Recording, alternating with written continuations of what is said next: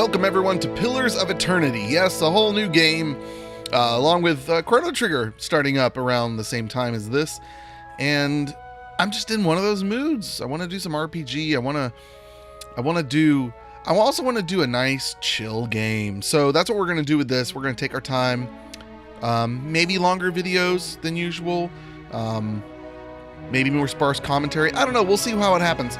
Pillars of Eternity recently became the early release game, or one of the early release games on the Humble Monthly Bundle, alongside NBA 2K17, which is hysterical to me that an NBA game and Pillars of Eternity came out in like the same package deal. And I can't think of two more polar opposite games. Like, this is as nerdy as you get, and 2K is as jockey as you get. However, I'm excited to try out NBA 2K17. I did enjoy 2K15. Maybe 2K17 will run better on my computer. Who knows? So let's get going. We're going to do a new game. I started the game earlier just to kind of get my feet wet in it. We're going to play on easy. For now, anyways. We may adjust it. Who knows? But it's a fun game. Lots of depth. And I believe we're going to have a little story here. So I'm going to shut up and let the story unfold.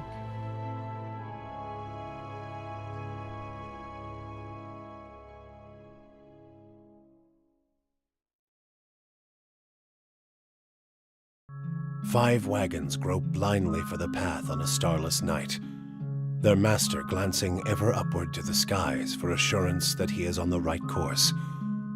A dim lantern his only protection against the encroaching darkness. But the skies bring no comfort, shining no light, betraying no hint of what they know. The caravan carries travelers bound for the frontier hamlet of Gilded Vale, you among them, where a local lord has offered land and wealth to settlers from abroad looking for a fresh start. You have taken suddenly ill, sweating and shivering, and one of the other travelers signals for the caravan master to stop on your behalf. He pulls up just in time to avoid plowing into the trunk of a fallen tree that bars the way ahead. You will go no further tonight. All right, so here we are with our character creation. This game, by the way, is a classic. I believe CRPG stands for classic RPG. It's literally like a digital single-player Dungeons and Dragons. Like, it has dice rolls in the background. It has saving throws and all sorts of stuff like that. We're going to play male. We're going to read through all of this stuff today for the character creation. That's probably going to be this entire video. So let's look at it. Humans. And I tend to usually do humans first. I think I'm not going to do humans this time. I have an idea for what I want to do, but let's read up on it and see. Humans, commonly called folk, are, oh shush Discord, are the most common race in Direwood. The Ader Empire? Maybe Adair? I'm not sure. Maybe it's Durwood. Durwood? Probably Durwood. Durwood, the Ader Empire. Old Valia, and the Valian republics. I'll learn these words eventually. Though not as large as the towering Amawa. Okay. Yeah. Amawa? Yeah, Amawa. Though not as large as the towering Amawa, humans are known for their strength and willpower. Okay, so then we have the Amawa. The mighty Amawa are the largest of the Kith races and are commonly found in or near oceans. Though not truly aquatic, they have an affinity for water, and many of their civilizations, such as Rauatai, are based on naval dominance. They are known for their unparalleled strength. And they have might +2. Humans have resolve and might +1. Dwarves. By virtue of land covered and number of colonies settled, dwarves are the most well-traveled race in the world. They are commonly found in the Durwood and Valian republics and almost any colonized land. Dwarves are known for their great strength and tenacity. They have +2 might, -1 dexterity, +1 constitution. All right. Elf. Elves are the dominant race in Glenfith. Glanfath? We're going to say Glan... No, I like Glanfith better. Glanfith. And the white that winds are commonly in the dire. Wait, what? Okay. Oh, I can hover over these things. Oh, okay. It was confusing me why these were purple and okay. Okay, hold on. Elves are the dominant race in Ire Glanfath, dadgummit, and the white that wins and are extremely common. What is the white that wins? Why is that not a hoverable thing? I don't understand what the white that wins. I mean, they're capitalized. That's weird. Extremely common in the Durwood and Ader. Elves are known for their speed and intelligence, as well as a commonly isolationist nature. Okay, so they like to be to themselves. Dexterity and perception +1. I'm really confused on the phrasing on that. I'm sure it's just something a term in the game I'm not understanding. Orlin. Oh, look, they're little cute little elf hobbits. Orlins are the smallest of the Kith races, though many cultures don't consider them to be civilized at all. Also notable for their large ears, two-toned skin, and hirsute bodies. There's a word I don't know. Someone go look that up for me. Orlins are commonly found in Ire Glanfath, the Exemptal Plains, and parts of the Durwood. They are known for their mental intensity and sharp senses. So resolve and perception are bonuses, and then might -1. Durwood, a colonial nation founded by settlers from the Ader Empire. Following a series of conflicts with Ader, the territory became independent in 2672 AI, and is now ruled by. Okay, I'll learn that through the game. And then there's godlike. This is the one I'm kind of most interested in. Kind of, they're just kind of cool. The godlike are children of the Kith, civilized races, who have been blessed with physical aspects associated with the gods, though some do not consider it a blessing.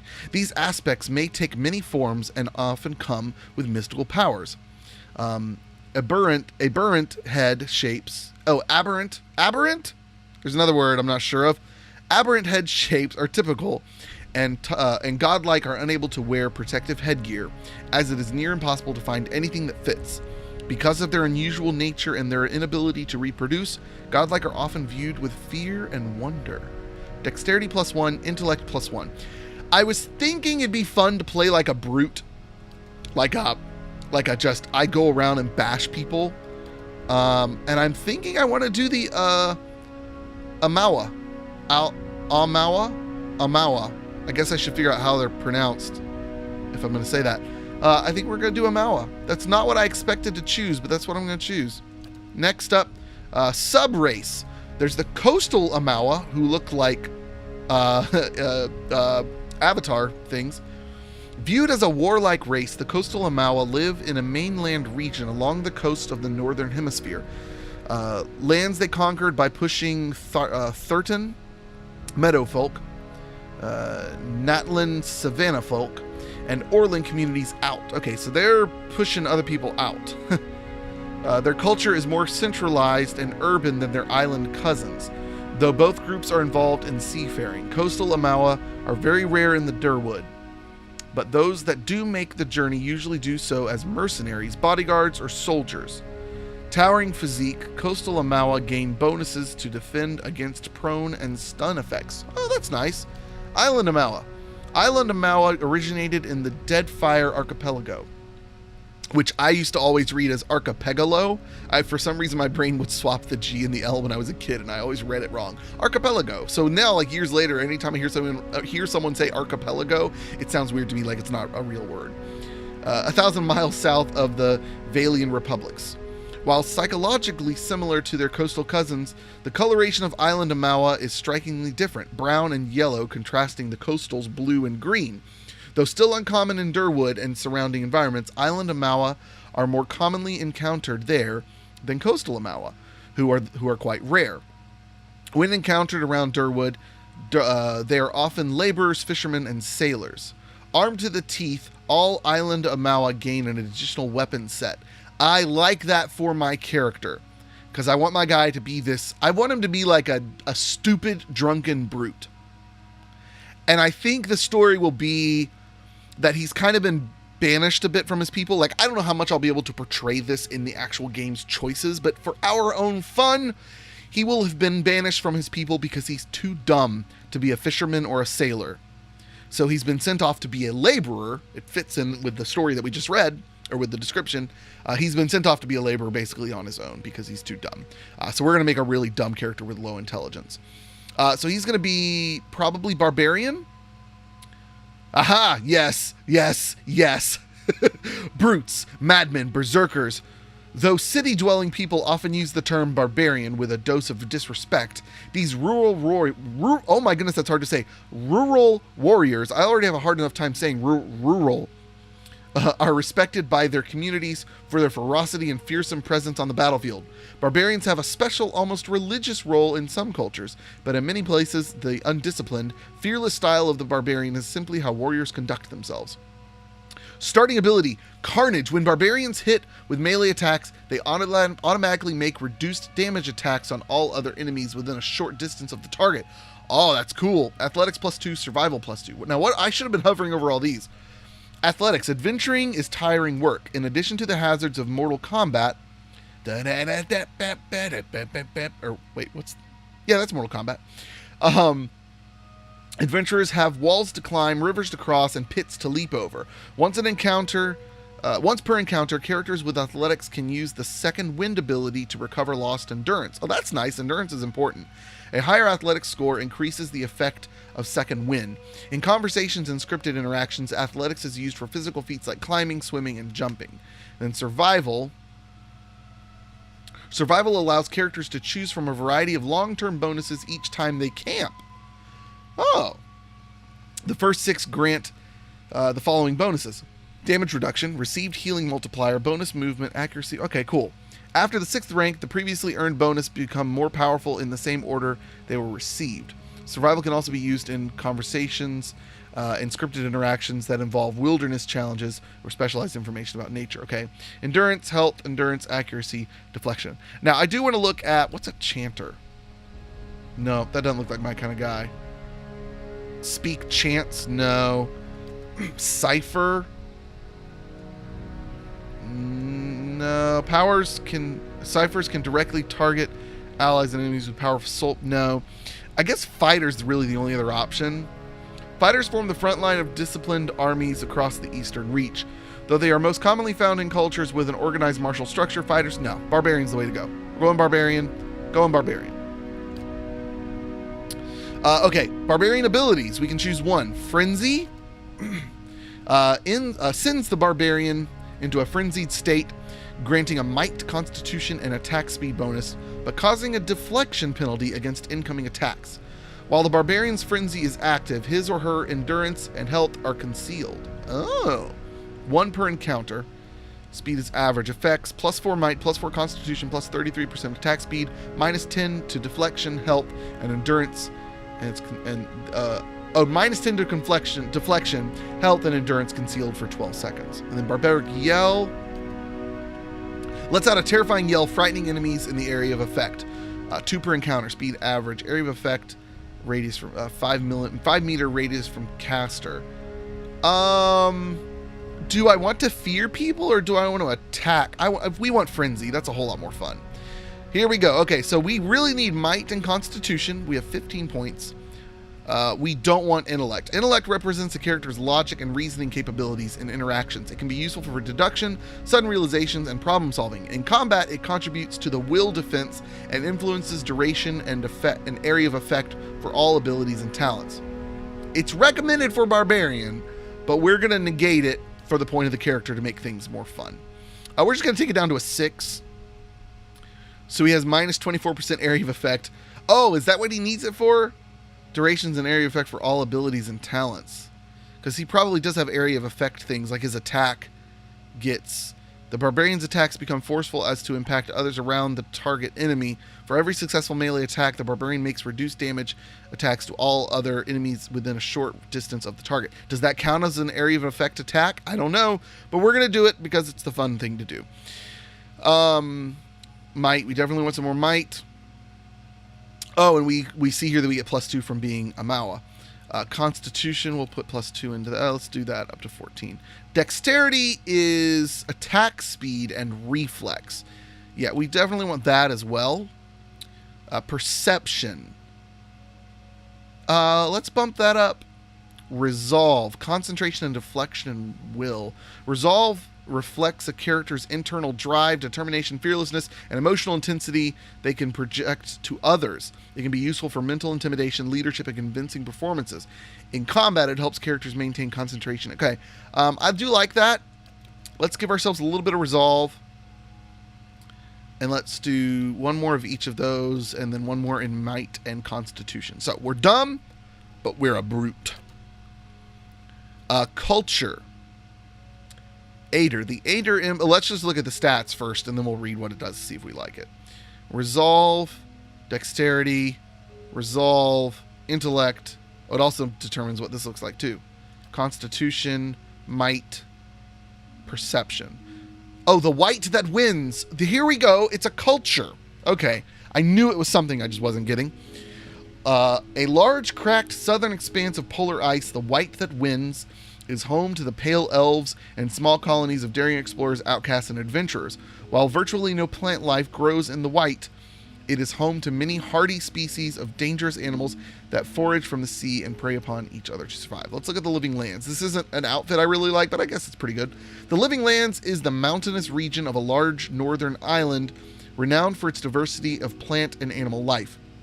Its weather is unpredictable, and its ecosystems vary dramatically from valley to valley. The Living Lands are home to an assortment of races and a variety of colonial and independent settlements.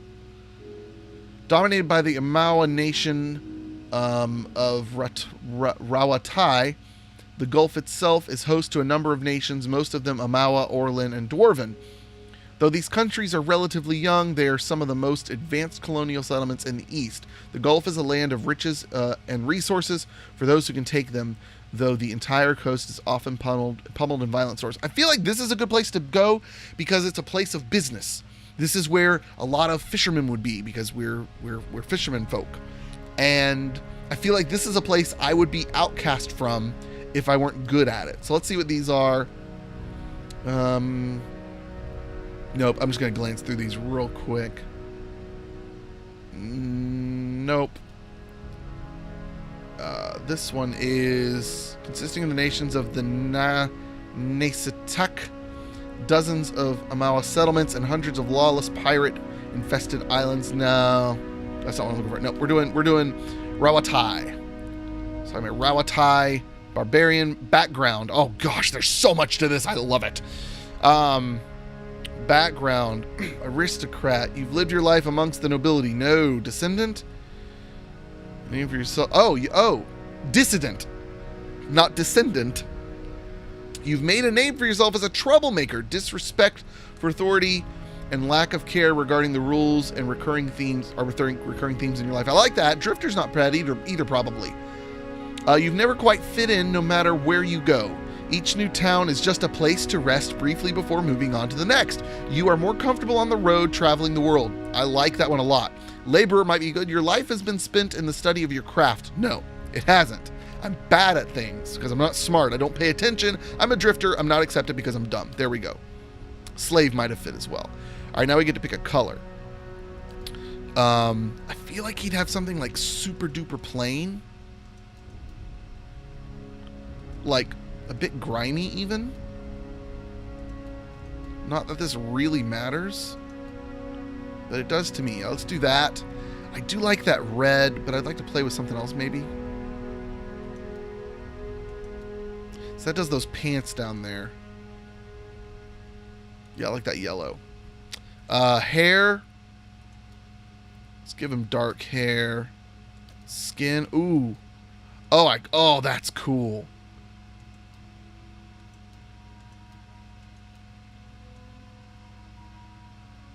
I like that. Okay, so facial hair. We can't have facial hair. We've got 3 heads to choose from. Oh, it's going to change the colors on me a little bit. Oh. Okay, I do like that one the best. I don't like that hair, though. Let's go back to 1 so I know where I left off. Okay, that's bald.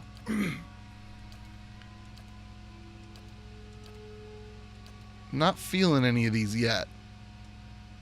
That's not bad. Either want him bald or a little bit unkept.